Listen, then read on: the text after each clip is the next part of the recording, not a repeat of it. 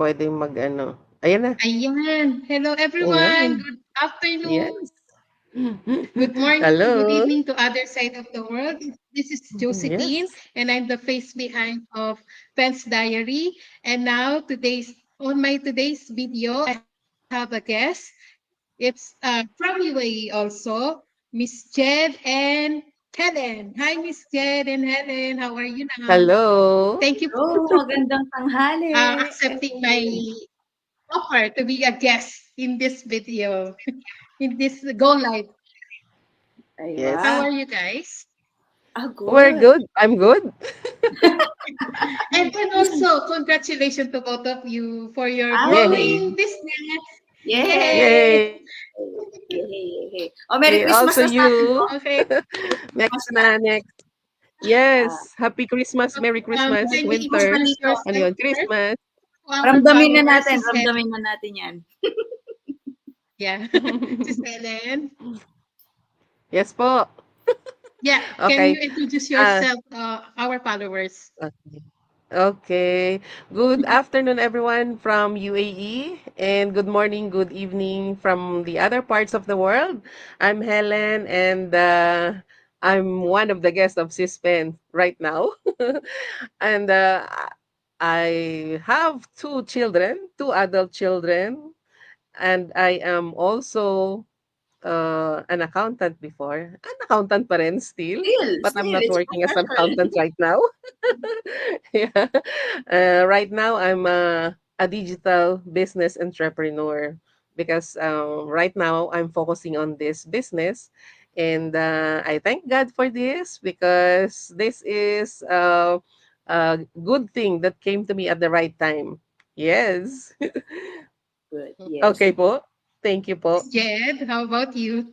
Oh, hi. Oh, good afternoon, world. Ayan. Good evening and good morning, wherever you guys are tuning in from. Maraming salamat, fan, for inviting me here in your Yeah. live session for Thank you today. also. And yes, hi everyone. My name is Jed. At of course, UAE rin po dito sa bulubundukin ng Fujera. And yes, I have marami po tayong ano, I have too many like passions and all. I am an engineer by profession. I was also working for the manufacturing firm for the last 15 years here in UAE, and then I shifted to becoming a traditional business owner, which is yun po ngayon ang aking isa sa mga pinagkakaabalahan, being a restaurateur here sa Fujera. And of course, I am a proud digital business owner and mentor. Yan. Kaya, hello po. Yeah. Okay. Thank you, guys. And then now, I have few questions to both of you. You can answer it. And then the first question is, what are the main advantages and challenges of running a digital business? Miss Helen? Okay. Oo. Sis Ben, you didn't ano po, Can we see the, pakita yung ano, yun. ayan, Yeah, this ulit. one. Yeah. Okay po. Oh, advantages, main Yes. advantages. Okay, one of the main advantage for me is that I'm just working from home right now. So, being in the accounting field for so many years also I'm commuting here I'm living actually in Sharjah, and my work before is in Dubai. Oh, But every there day. there was the time also that I was working here in Sharjah, 6 years in Sharjah, and maybe in Dubai 7, 8 years like that. So matagal-tagal na din po sa UAE. And another thing is that I can work anywhere, anytime I want, and I can attend to all the families, if there are events like birthdays, like kung meron man pong mga reunions or whatever, I can attend to that. And also, uh, I have the chance to prepare all the foods, all the kitchen things for my family. Unlike before that I cannot do that. I can do that only during weekends. Now I can do it every day. And also, I can also go to some ano po, lagi sa park, sa beach. Yan, Yes. 'pag may mga may mga Yes. ano po, may mga hindi lamang family Mm-mm. family ang kasama, but then kasama din po yung mga kapatiran, 'yan, yung mga kasama po sa church at mga ibang friends po. And also, I have time to do my, church activities. Not only for, going out to the park and beaches, but then we have this, the Bible study, the Sunday service, all the services that we have here in Dubai, I can attend to that without any ano po, yung alalahanin ba na baka magalit si boss kasi umabsent ako. So, like that po, I can do anything. Kahit na biglaan, 'yan, nagagawa ko po. I can attend to that. So that's the very, good thing, having this digital business. And then ang sabi mo is, challenges. Of course, there are also challenges. Challenges in terms for me, in terms of technology because I'm not, sinasabing tech savvy. But because we have a lot of trainings, video-based trainings, mentors, kagaya po ng aming mentor ngayon, yan si Sister Jed. Ay nako, natuto po ako. Unti-unti natuto po ako, and now I can say that I can do my things on my own right now. Though sometimes 'pag merong hindi naiintindihan, siyempre tanong-tanong. And That's part of it. and that ano po, that and, ano ba yung tawag dun, yung parang nagpu-push pa sa akin para mas matuto pa po ng, patungkol sa technology. Lalo na nga po itong sa mga social media, yung mga contents na yan. Mga challenges ko yan before, but now masasabi kong, nakalagpas naman ako dun sa very critical na sitwasyon. So yun lang po. Thank you, Sis Pen. Ayan. Oh, very well Okay. said naman si Sis sis. Jed, do you have any thoughts for this question? Actually, yung main thing kasi na yung as Sis Helen had mentioned, we as digital business owners, we have the control over our time as compared to being an employee.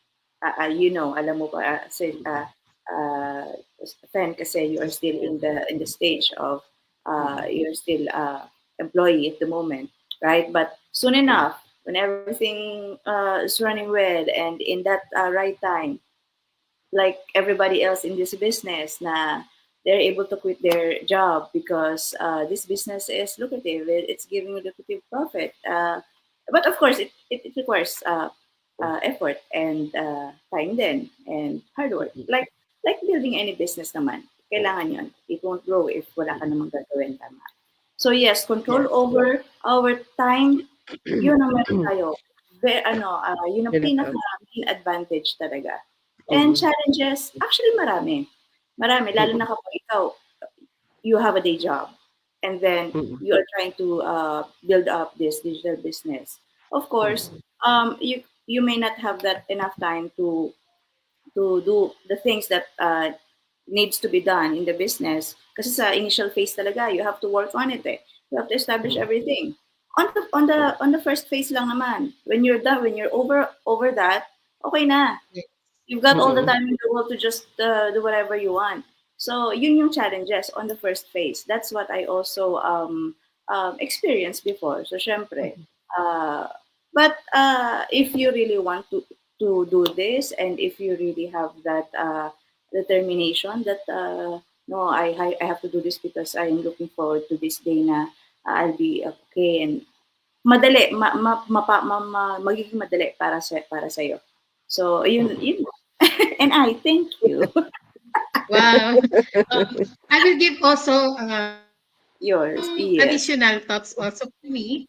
The main advantages running a digital business is like when you first yung makapag-create ka ng website for your Mm. business, your business pages, social media, then also the support of our community kasi andun sila from the day one, hindi ka nila iiwan. And then the training in our business, step by step talaga siya. So lahat pag-aaralan mo, 'pag natutunan mo 'yun, makukuha mo lahat yung gusto mong, makuhang goals sa business. So, the challenges lang is that, you have to take not take a risk. It's like, for example, for me kasi, I'm just working also.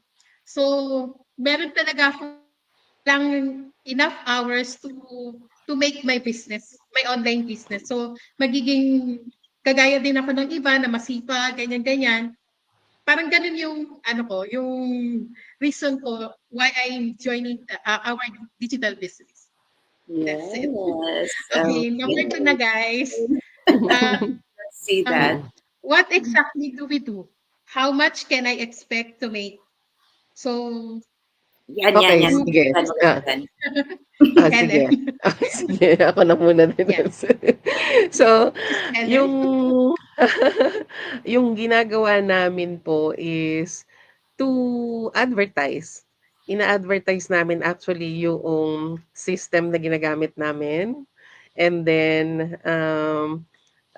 we are ano po, attracting people na gusto rin pong maging business owner. Gusto ring magkaroon ng sariling negosyo.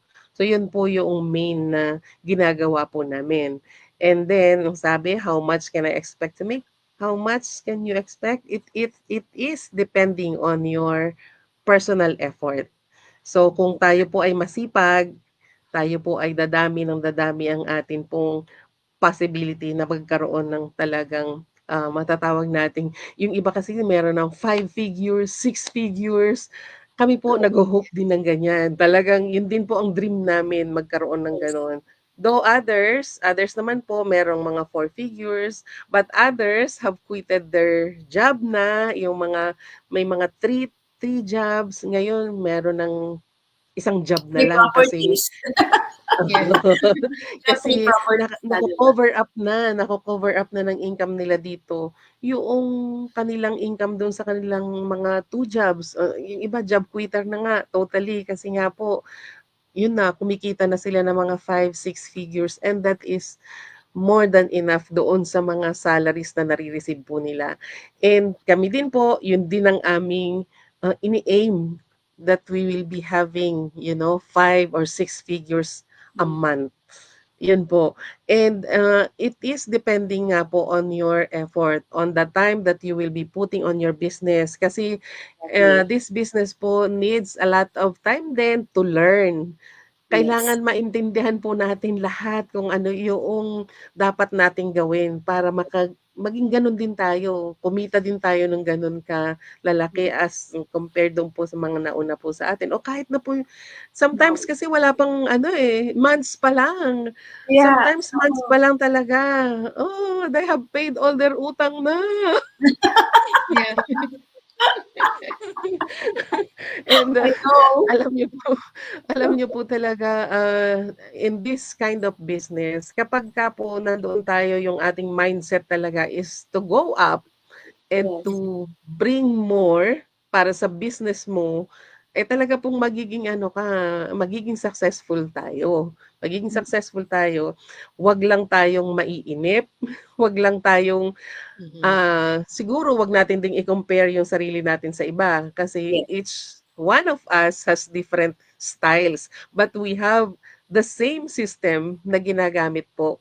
So, same system, yun nga lang iba-iba tayo ng mentors, but walang ibang system na ginagamit kundi isa lang po. Isa And lang. Yes. ang mga trainings na ginagawa po, lahat ng video-based training, isa lang Isa din. lang. Isa So, lang din. depende na po sa atin kung paano natin siya i-ga-grasp lahat, paano natin kukunin lahat yung kaalaman na yun. So, kailangan lang natin talaga maging matiyaga at nandoon na huwag tayong yung mahirap makaramdam ng negative. Kasi pagka nagpadala ka sa Mhm. negative, wala pong mangyayari sa atin. Pero kapag laging nandoon yung positive mindset natin na talagang magiging maunlad tayo, ayun po ang magbibigay sa atin talaga ng energy para gawin natin na gawin yung ating business. Atin po 'to, business na natin 'to kapagka po kayo ay isa na sa business owners.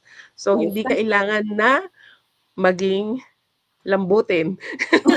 Hindi kailangan na alam ko maraming challenges talaga, darating yung time na parang sabihin mo, parang ayoko na kasi parang hindi yata angkop sa akin. Pero, naku, alisin niyo po yan sa mind niyo, kasi darating yung time na dadating yung para sa'yo. Dadating yung right na Yes. tao na magiging business partner mo, magiging katuwang mo talaga para umunlad ang negosyo mo. So, yun po, kailangan lang natin maging positive mindset. Sabi nga po Positive. doon sa mga kabayo, 'di ba may gano'n?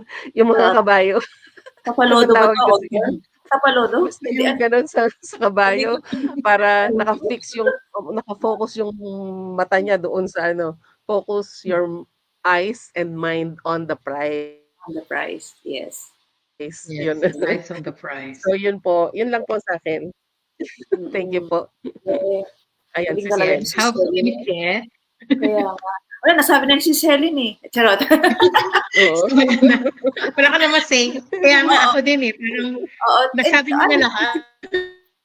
tama, 100% yung agree sa lahat ng sinabi ni Sis Helen. Kasi, what exactly we do? We do attraction marketing. This is a form of marketing of which is done in the digital space. Attraction kasi hindi kami nag-chase ng people. Hindi kami alam mo yun, magtatawag-tawag or we don't do that. We don't chase people. We don't chase family or friends. We do attract them. How?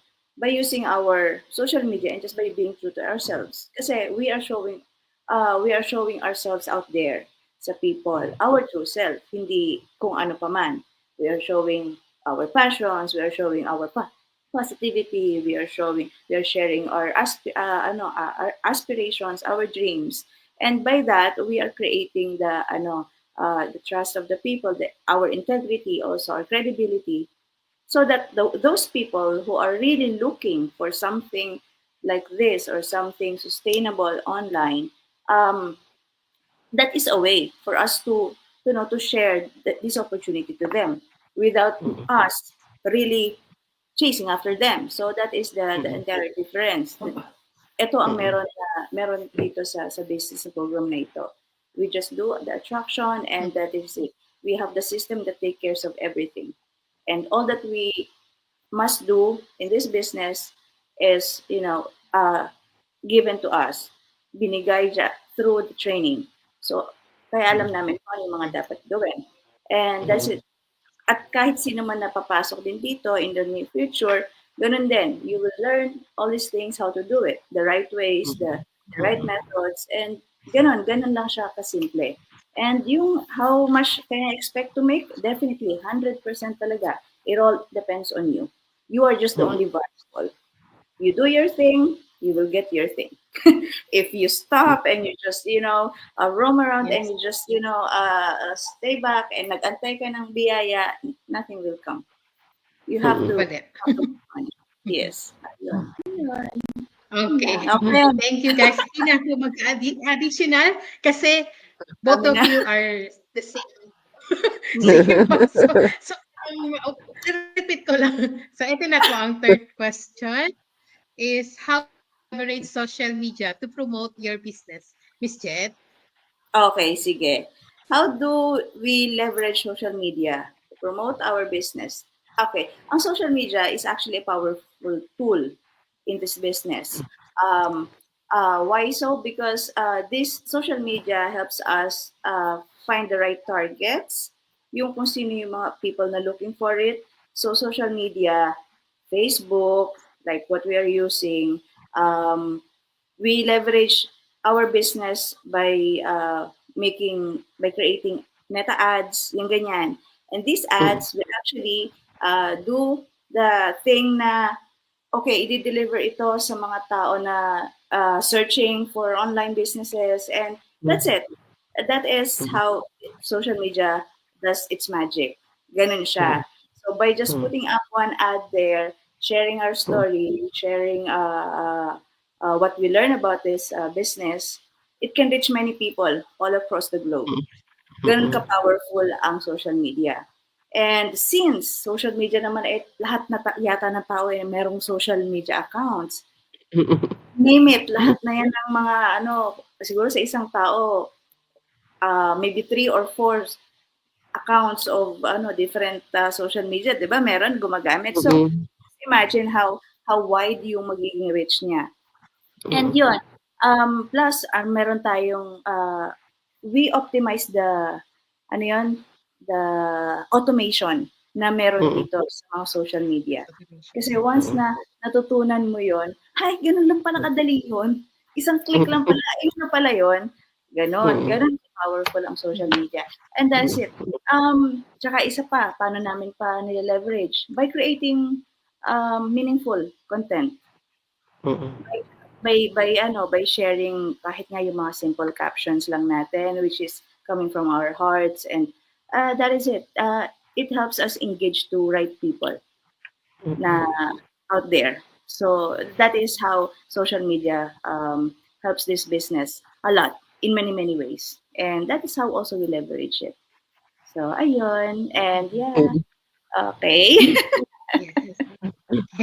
So, additional, Miss Helen? Sis Helen? No more. No more. Wala yan. No more. You can go. Because it's all there. Wala nang iba tayong idadagdag. Wala na. Yes, yeah. And then, for me, for additional, kasi we Oo. are marketing, do a marketing attraction also. So, our audience, our followers, and some of the new in this kind of business, makaka-relate sila dito sa atin. So, kailangan lang talaga ng sipag at tiyaga, ganun. Mm. Para maging ano din yung business mo, mag-grow. Oh, sa Ganon. lahat naman So, ng our bagay. next, so it yeah, it's number 4 now, ha? Hi! Can you give some instances that show how your life has changed now compared to what before the business? Because yung business natin, di ba, nag-training pa lang tayo, as in, Mm. parang nagpo-promote pa lang tayo sa mga followers natin, sa audience, di ba? So now, like, you both, kasi di ba, meron na kayong mga buyers, di ba, si Sked and Helens, what how your life has changed now compared before? Okay, kung dito tayo sa loob lang ng digital business, not Yeah, comparing digital. our previous life and all. Yeah. Okay, yung first part nga, yung sabi kong first phase, yun yung medyo critical, crucial. Okay, but when you get past to it, okay na. And you will get that peace. Alam mo yon, that okay, I was able to set up my website, and my funnel is working, and my ads is up and running. You have that peace that your business is working on the background 24/7. At hindi natin yun mararamdaman when you are on your desk doing your Yeah. traditional work as an employee, because when you don't work, wala kang hindi Wala. ka magtrabaho ngayon, absent ka, wala kang sweldo for that day. But compared here na okay, everything is set up for you, the system is out there already supporting you and doing that work for you. Ano ang kaibahang pakiramdam nun? You would imagine, 'di ba? Kung gaano ka magkakaroon ng peace na, thank God because I have a business running for me. Kahit saan ako pumunta, I'm okay. Hindi ako mag-worry. I have to do this very important thing. I have to be present. I can go there without worrying yung loss of earnings, kasi nga hindi ka absent.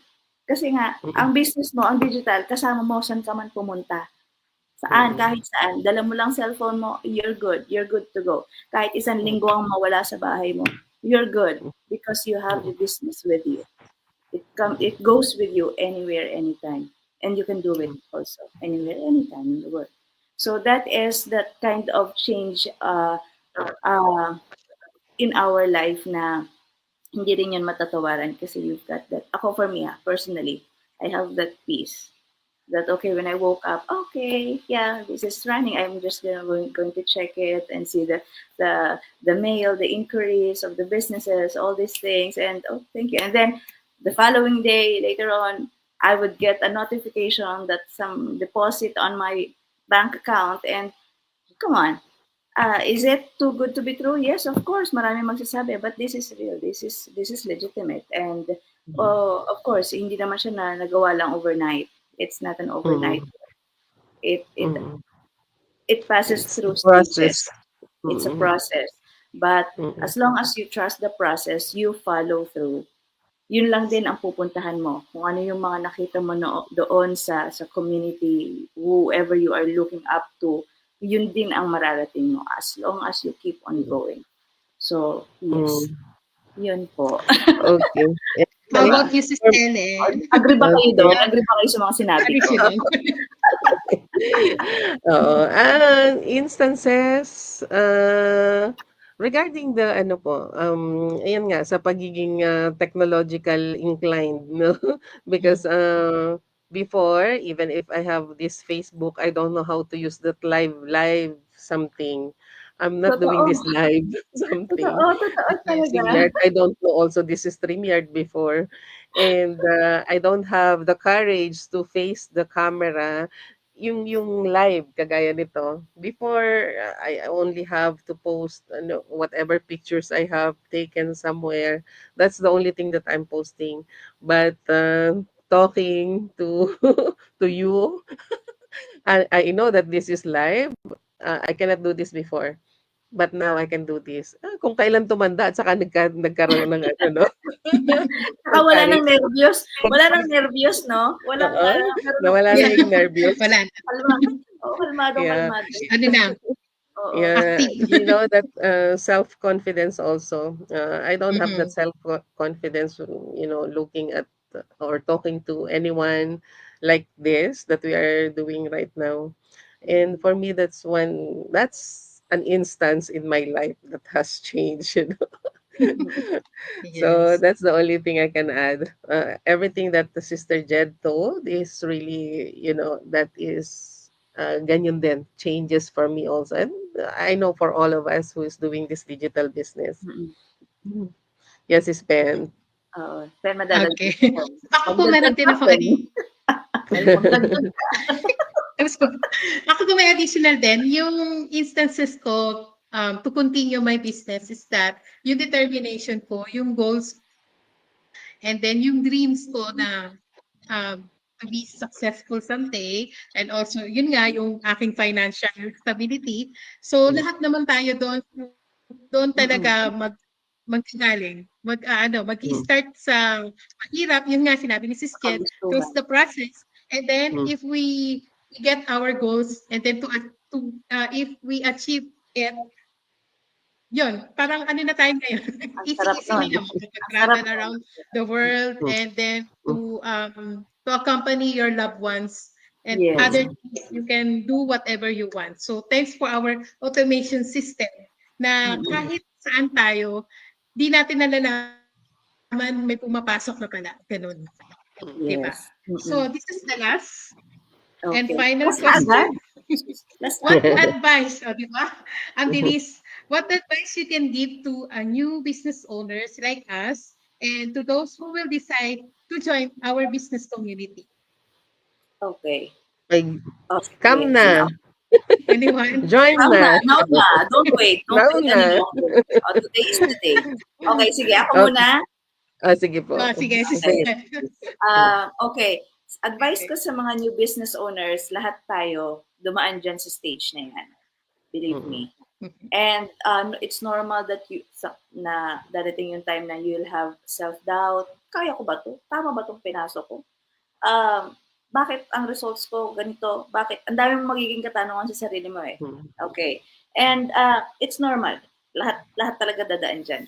Okay. But mm, then again, when we started this business, isa lang naman ang pinagsimulan natin eh. Actually, the first step is actually to know your why, your reason.